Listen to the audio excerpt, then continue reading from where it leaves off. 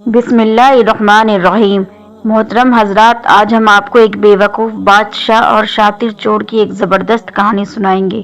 میری آپ سے متبانہ گزارش ہے کہ ویڈیو میں اینڈ تک ضرور بنے رہے۔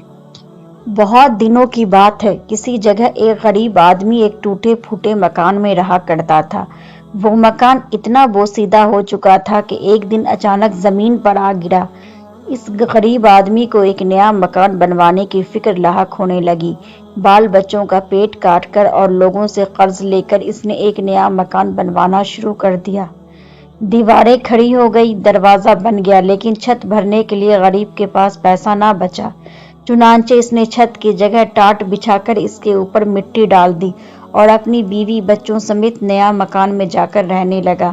اس نے سوچا کہ برسات شروع ہونے تک چھت ٹھیک کروا لوں گا۔ اس محلے میں ایک چور رہتا تھا۔ غریب آدمی کا نیا مکان دیکھ کر اس نے سوچا کہ یہ شاید دولت مند ہو گیا ہے، اس کے یہاں سے شاید اچھا خاصا مال ہاتھ لگ جائے۔ چنانچہ ایک روز رات کے وقت جب سب لوگ سو رہے تھے، وہ چور اس غریب آدمی کے مکان کی چھت پر چڑھ گیا، لیکن چھت پر ابھی تک ایک دو قدم ہی چلا تھا کہ ٹاٹ پھٹ گیا اور وہ دھم سے نیچے کمرے میں سوئے ہوئے مالک مکان کے اوپر جا گرا۔ مالک مکان ہڑبڑا کر اٹھ بیٹھا اور چور کو پکڑنے کی کوشش کرنے لگا، لیکن کمرے میں بہت اندھیرا چھایا ہوا تھا، جسے فائدہ اٹھا کر چور بھاگ نکلا۔ چور بھاگ تو گیا، لیکن پھر اس کو مالک مکان پر بڑا غصہ آیا کہ اس نے ایسی نکلی چھت کیوں بنائی۔ چنانچہ اگلے ہی دن وہ فریاد لے کر بادشاہ کے پاس جا پہنچا اور اس سے کہا، اے دانشمند بادشاہ، میں نے ایک گھر میں چوری کرنا چاہی اور مکان کی چھت پر چڑھ گیا، لیکن چھت کی جگہ ٹاٹ بچھا ہوا تھا۔ میں نیچے گر گیا اور میری ٹانگیں ٹوٹتے ٹوٹتے رہ گئی۔ برائے مہربانی آپ اس مالک مکان کو سزا دے۔ بادشاہ نے مالک مکان کی گرفتاری کا حکم دیا اور اسے اپنے محل میں بلوا لیا اور اس سے پوچھا کہ کیا یہ سچ ہے کہ یہ آدمی کل رات تمہاری چھت ٹوٹ جانے سے نیچے گر پڑا؟ جی ہاں حضور، یہ بالکل سچ ہے، مالک مکان نے جواب دیا۔ وہ تو اچھا ہوا کہ یہ آدمی میرے اوپر گرا، نہیں تو اس کی ٹانگیں ضرور ٹوٹ جاتی۔ بادشاہ نے کہا، اگر یہ سچ ہے تو تم کو موت کی سزا سناتے ہیں، اور جلاد کو بلا کر حکم دیا کہ اس کو پھانسی پر چڑھا دیا جائے۔ غریب مالک مکان بادشاہ کے قدموں میں گر پڑا اور کہا، بادشاہ عالم، مجھ کو کیوں پھانسی دی جائے؟ آخر سزا تو چور کو دینی چاہیے۔ چپ ہو جاؤ، بادشاہ گرجا۔ بادشاہ نے کہا، تمہیں مجھ کو نصیحت کرنے کی جرت کیسے ہوئی؟ غریب مالک مکان نے دیکھا کہ اس بادشاہ سے انصاف کی کوئی امید نہیں کی جا سکتی۔ اس نے بادشاہ سے کہا، بادشاہ سلامت، میرا کوئی قصور نہیں ہے، ٹاٹ تو راج مزدور نے بچھایا ہے، قصور اس کا ہے، اس نے خراب ٹاٹ بچھا دیے ہے۔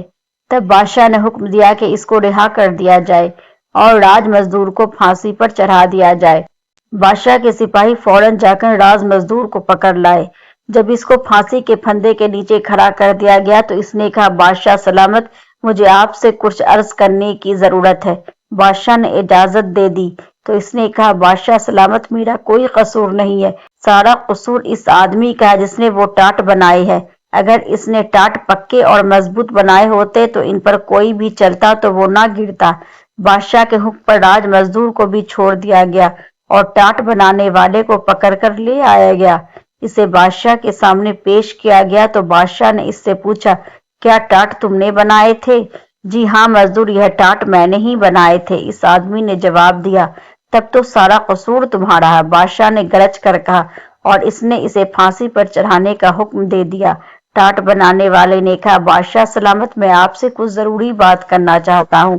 بات یہ ہے کہ میرے بنائے ہوئے ٹاٹ ہمیشہ پکے ہوتے ہیں، لیکن جس وقت میں یہ ٹاٹ بنا رہا تھا، میرے ایک پڑوسی نے، جس کو کبوتر اڑانے کا شوق ہے، اپنے کبوتر اڑا دیے اور وہ آسمان میں اڑتے پھر رہے تھے، قلابازیاں کھا رہے تھے۔ میں ان کا تماشا دیکھنے لگا، اس کا اثر میرے کام پر پڑا اور میں نے ٹاٹ چھدرے اور کمزور بنا دیے۔ قصور میرا نہیں بلکہ اس کبوتر باز کا ہے۔ اب بادشاہ کے حکم پر ٹاٹ بنانے والے کو چھوڑ کر کبوتر باز کو پکڑ کر لے آیا گیا۔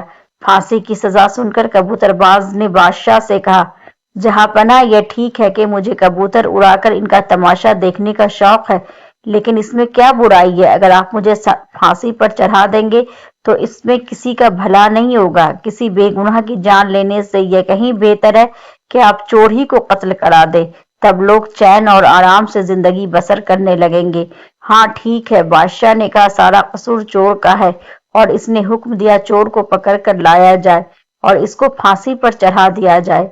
जल्लाद फौरन चोर को पकड़ लाए और इसको फांसी के फंदे के नीचे खड़ा कर दिया गया, लेकिन मालूम हुआ कि इसका कद जरूरत से ज्यादा ऊंचा है, इसके पांव किसी तरह जमीन से ऊपर नहीं उठ रहे हैं। बादशाह को इसकी इतला दी गई तो इसने झुंझला कर कहा, ऐसी सी बात भी मुझसे पूछते हो? चोर का कद जरा सा लंबा है तो तुम किसी ऐसे आदमी को क्यों नहीं पकड़ लाते जिसका कद जरा सा नीचा हो? इतनी छोटी सी बात भी तुम्हारी समझ में नहीं आती। जल्लाद दौड़ते हुए नजदीक के चौराहे पर गया। कद का आदमी आटे का एक बोरा पीठ पर उठाए जाता हुआ नजर आया। जल्लाद ने फौरन इसको पकड़ लाया और लाकर फांसी के फंदे के नीचे खड़ा कर दिया। वो छोटे कद का आदमी था, चीखता चिल्लाता रहा और जल्लादों से पूछ रहा था कि मेरा कसूर क्या है, मुझे क्यों फांसी पर चढ़ा रहे हो? इतने में खुद बादशाह भी तमाशा देखने उधर आ गया। वो आदमी बादशाह से गिड़गिड़ा कर कहने लगा, मेरे मालिक, मैं एक गरीब आदमी हूँ, बाहर से लकड़ियां लाकर बेचता हूँ और लोगों का सामान ढोता हूँ, इस तरह अपने बाल बच्चों का पेट पालता हूँ। आखिर मैंने कौन सा गुनाह किया है? किस बात के लिए आप मुझे फांसी देना चाहते हैं? अरे अहमक, मुझे इसका क्या पता था कि तुम्हारा कोई कसूर है या नहीं। बस किसी एक आदमी को फांसी पर चढ़ाना है। मैं एक चोर को फांसी पर चढ़ाना चाहता था, लेकिन मालूम हुआ कि इसका कद जरूरत से ज्यादा ऊंचा है और इसका पांव जमीन से ऊपर नहीं उठ रहा, लेकिन तुम्हारा कद बिल्कुल मुनासिब है। छोटे कद वाले आदमी ने गिड़गिड़ा कर कहा, बादशाह सलामत, कसूर किया है लंबे कद के चोर ने और आप फांसी पर चढ़ाते एक छोटे कद के आदमी को, एक बेगुनाह बेकसूर गरीब आदमी को। यह भी कोई इंसाफ है? चोर जरूरत से ज्यादा लंबा है तो इसके पांव के नीचे एक गड्ढा खुदवा दीजिए, फिर सब ठीक हो जाएगा। इसकी बात बादशाह को बहुत पसंद आई। इसने ऐसा ही करने का हुक्म दे दिया।